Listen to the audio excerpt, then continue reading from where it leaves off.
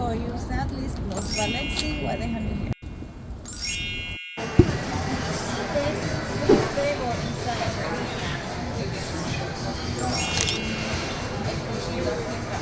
Okay, now.